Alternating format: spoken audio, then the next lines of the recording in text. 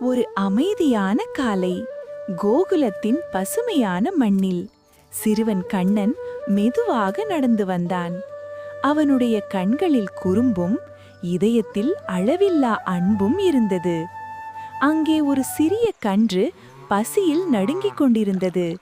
அதை பார்த்த கண்ணன் ஒரு நொடியும் தாமதிக்கவில்லை. தன் சிறு கைகளால் பாலை எடுத்து அன்போடு அந்த கன்றுக்கு கொடுத்தான்.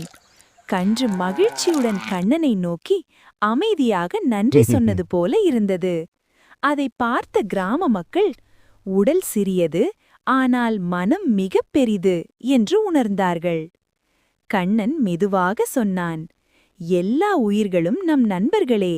அவர்களை நேசிப்பதே மனிதனின் உண்மையான அழகு. அன்று முதல் கோகுலம் மாறியது. அன்பு வளர்ந்தது, கருணை மலர்ந்தது. உள்ளங்கள் மலரட்டும், இல்லங்கள் மகிழட்டும்.